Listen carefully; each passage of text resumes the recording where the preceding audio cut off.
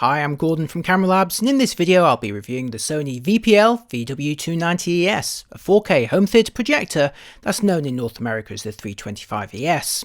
I'll be calling it the 290 in this review, but everything I say equally applies to the 325. Now, most of you know me for my camera reviews, but I'm also really into hi-fi and home theatre, and since the late 90s I've been using Sony projectors, first the VPL-VW10HT, followed by the VPL-HW15, a 1080p model that I've now had for over a decade.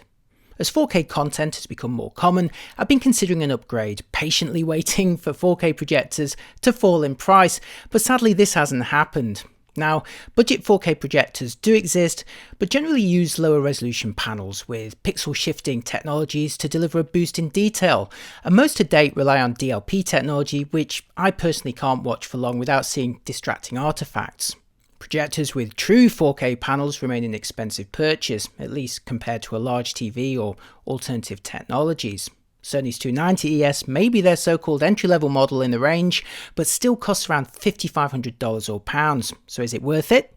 Sony loaned me a 290ES for 1 month, allowing me to give it a thorough testing in my home theatre, and in this video I'll tell you all about it and how it compares to my older model. Okay, so let's start with the physical specs, and as a visual comparison, here's my old HW15 hanging from my ceiling. Measuring 496 by 205 by 464mm and weighing around 14 kilograms or 31 pounds, it's wider, thicker and 40% heavier than my HW15, but still within the capabilities of my peerless precision mount, and the screw holes are in the same layout too, making it an easy swap.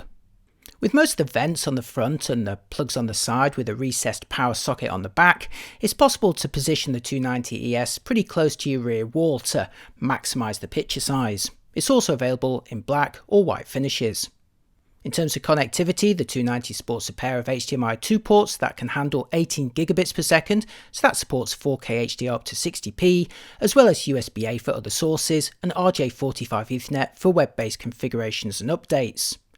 There's also a 9-pin serial port for remote control, a trigger to activate accessories like motorized screens or lighting, and an infrared port, as well as IR sensors front and back, and a 3D emitter for optional glasses. But unlike my older projector, there's no analog video inputs for legacy sources. The 290 is supplied with a long, thin remote control with backlit buttons and direct access to the calibrated presets, as well as sharpness, brightness and contrast rockers. At the heart of the projector are 3 of Sony's SXRD panels, one each for red, green and blue, which are then combined by clever optics into a full colour image. Each panel has a resolution of 4096 by 2160 pixels, which means the projector can natively handle 4K, whether in 16:9 or the wider DCI format. I personally really like the look of the image from Sony's SXRD panels, but some owners have reported degradation issues over time. So if you're making a big investment in one of these projectors, you should do some research, particularly on the AVS forums, and if you do go ahead, it can be worth taking a contrast measurement from time to time to monitor any changes within the warranty period. Note that projector bulbs will gradually dim over their lifetime. Speaking of which, the 290 employs a 225 watt high pressure mercury lamp rated for 6,000 hours with the level set to low, which is mostly how I ended up running the unit, although if you do have the lamp set to high for maximum impact with HDR content, the lifespan will reduce. My older HW15 uses lamps rated for 2,000 to 3,000 hours, and in 10 years of using it for a couple of hours most nights, I'm only actually halfway through my second bulb. It is a running cost to consider though versus a TV. Laser-based projectors boast longer life and potentially brighter images, but in Sony's native 4K series, you'll be paying 5 figures for one. Now, don't feel bad about the 290's lamp, though, as a good bulb can deliver a more natural-looking image than a cheap laser light source. For a lens, the 290 uses a 2.06 times zoom, which can project a 16:9 image measuring 120 inches across the diagonal from a minimum distance of 3.67 meters or 145 inches. If you choose to enlarge the image a little to fill the full DCI width of the panels though, you'll achieve a slightly wider image from the same distance, and only minor cropping of a 16:9 image at the top and the bottom. Handy if you weren't achieving the projected size you really desired, and perfect for my own installation.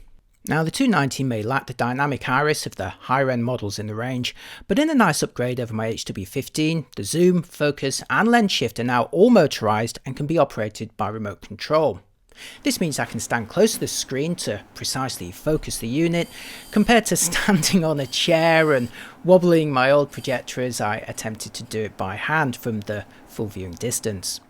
That said, so far, so similar to the early 270ES or 295ES as it was known in North America. Both the older 270 and the newer 290 share the same case, inputs, lens, lamp and panels, so what's new on the latest model to justify the slightly higher price? The 290's headline feature over its predecessor is the X1 image processor, inherited and adapted from Sony's TVs for projector use. The major benefit is the dynamic HDR enhancer, which uses real-time tone mapping to maximise the impact from the limited brightness and dynamic range of a projection system. Second is improved reality creation, which claims to do a better job at upscaling lower resolution content like HD and standard definition. On top of this, there's motion flow for smoothing and a wealth of other tweaks and enhancements, all of which attempt to get the best possible picture out of the existing panels, bulb and lens. So the upgrade is mostly about image processing, which initially concerned me as I typically turn most of it off to avoid artifacts on older models, but as I found, the 290 represents a step up in quality over its predecessor and a dramatic improvement over my HW15. Okay, now for some tests where I'll film some actual projected images in my own home theatre. Now obviously the quality is going to be impacted by my camera, YouTube's compression and whatever you're viewing this video on, but it'll still illustrate some of the points that I'm making. Now my room without alcove sections measures roughly 3.5 meters wide by 4 meters long, with a motorised screen mounted in front of a large window with blackout curtains. Once the fittings are taken into account, my throw distance from the front of the projector to the screen is about 3.3 meters, which for my older HW15 projector delivered a 16:9 image measuring about 105 inches on the diagonal. Annoyingly, this doesn't quite fill my 123-inch screen, but the room conversion and mountings didn't give me any wriggle room to position the projector any further back. First world problems though, right? It's still a very large picture, but I was definitely hoping for a wider lens on an upgrade. So let's start with a 16:9 menu page for my Oppo 205 4K Blu Ray player connected to the 290ES using the Bright Cine preset. This is with the lens zoomed to its longest focal length, which produces the smallest image. So the first thing I'm going to try is zooming the lens to its widest length for the maximum picture size. And as you'll see, it still doesn't quite fit my screen for my projection distance. In fact, it's similar in size to my old HW15. But unlike my HW15, the 290 has wider 17:9 DCI panels, and right now I'm only feeding it a 16:9 image, so there's spare pixels on the sides I'm not yet using. From the menus, you can zoom in a little on the image to fill the panel width, enlarging the picture widthways, albeit at the cost of cropping a bit from the top and bottom of a 16:9 image. Here I'm using the 2.35:1 mode, which allows the 290 to almost fill the full width of my screen, delivering a bigger image with more impact. The vertical crop on 16:9 content may not be ideal, but it's pretty minor, and crucially most of the movies and shows that I stream on Netflix, Amazon, Disney and Apple are already in a 17:9 DCI shape or wider still, so zooming in will only crop out black bars. The 290 also provides generous shifting of the image to centre the picture when the projector isn't right in front of the screen.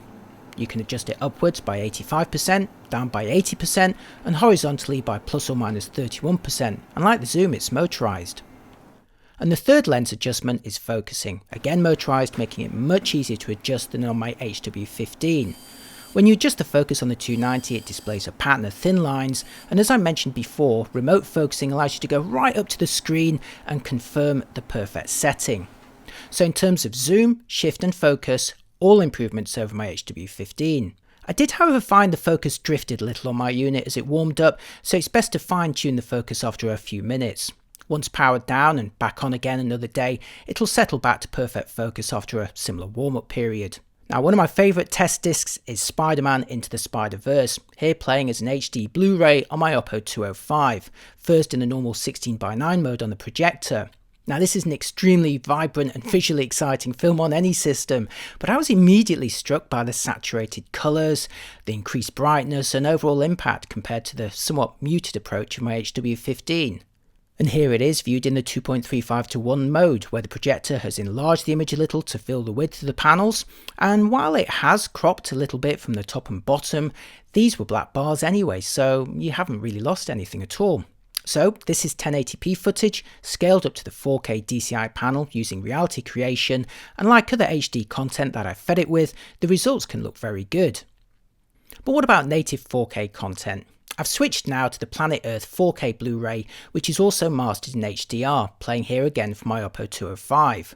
Like Spider-Verse, it's an amazing looking title on most systems, but was the first time native 4K had been projected on my own system. Straight away, there was a visible step up in fine details, at least in segments that were filmed natively in 4K and not upscaled.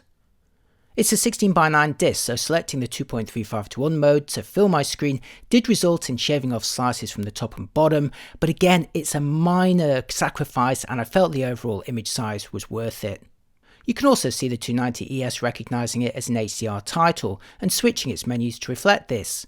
I like the way the 290 treats SDR and HDR content separately, allowing you to configure different settings for each, and in my experience so far you will want to do this.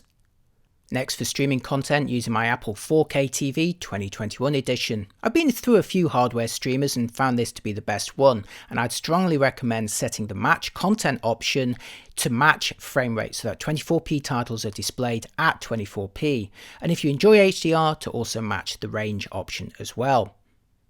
First, I'm starting with the intro sequence from The Crown on Netflix, which is a torture test for black levels, which on my HW15 becomes a nightmare of blockiness.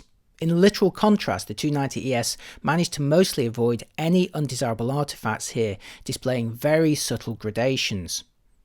Here I'm playing it with HDR enabled, and again the projector menus reflect this, although you're not going to see it on the recording. Now, projectors don't have anywhere near the tonal range of a modern TV, so HDR playback becomes a case of using tone mapping to simulate it as best they can. For starters, the 290 only recognises HDR content as HDR10, so lacks the variable tone mapping of Dolby Vision. But Sony offers its own dynamic tone mapping in place that analyses and adjusts the contrast in real time. The result is surprisingly effective, with darker blacks and brighter highlights than you might expect from a projector of its class. But in order to work at its best, you will need to set the projector to maximum brightness in the bright cinema mode, with the lamp set to high. Let's now switch to Cowboy Bebop, again from Netflix in 4K HDR. When the projector lamp is set to high, not only will the lifespan reduce, but the projector fans are operating at their loudest. Now, this may be a non-issue for installations where the projector is behind you or maybe in a cabinet, but in my own room it's only 1 meter above my head and way too loud when the lamp is set to high. To be fair, the fan volume with the lamp set to high is still pretty quiet, certainly much quieter than an average desktop PC, and less whiny too, but in my own setup it was just too close, so the question for me was whether the 290 would deliver sufficient benefits with the lamp set to low and HDR effectively ignored. So here's some clips from Season 2 of The Witcher on Netflix and The Mandalorian on Disney+, both available in 4K with HDR, but here I'm playing them with the Apple TV set to standard dynamic range and the lamp set to low. In this mode, I found the best results were almost out of the box with the reference preset alone, and the first surprise was that the overall brightness and contrast was actually pretty similar to the HDR modes, and that the contrast enhancer options could also produce similar shadow and highlight details.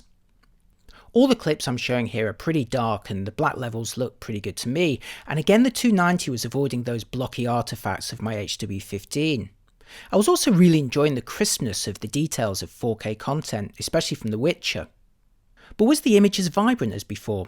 I switched to Encanto on Disney+, an animated movie packed with colour and looking absolutely superb to my eyes here, with the lamp set to low and in standard dynamic range. Of course, the image was dimmer than the bright cinema preset with the lamp set to high, but your eyes do adjust pretty quickly and it ends up looking much the same, but with the benefit of quieter fans and longer lamp life. Put it this way, it was still way brighter than my HW15 in its equivalent cinema mode.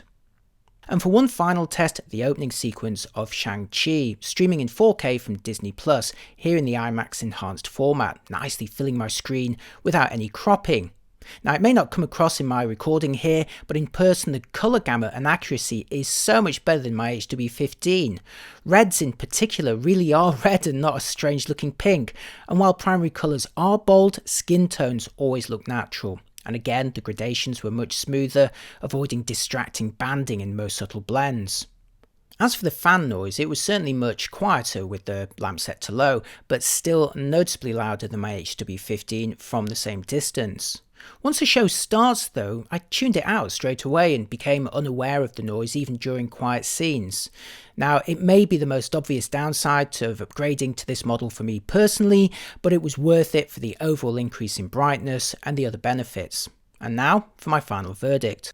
The Sony VPL-290ES, or 325ES as it's known in North America, is a tremendous home theatre projector. It'll deliver an incredibly detailed image from its native 4K DCI panels with very respectable black levels, natural and accurate colours, and easy setup with motorised focus, zoom and lens shift. Sony's dynamic tone mapping does a surprisingly good job with HDR content with the limited range of a projector at its disposal, but for me the real result is just how good the 290 looks out of the box in its reference preset with standard dynamic range content and the lamp set to low to minimise fan noise and to maximise life. In fact, this is how I ended up using it, and even after a month I was always delighted by the picture.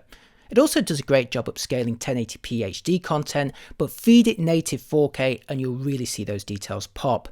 On the downside, it is louder than I'd like for my own installation, and more than I personally wanted to spend on a projector that didn't have a laser light source. But every time I watched it, I was completely immersed in the show or movie, as much by the lack of artifacts as for the detailed and vibrant image. So with prices refusing to fall on these things, I'm just going to have to save up and make the investment. I hope you found that review useful, and if you're interested in seeing any more AV and home theatre reviews from me, do let me know in the comments. Otherwise, it's back to business as usual for me with my camera and lens reviews. So I'll see you next time. Thanks for watching. Bye bye.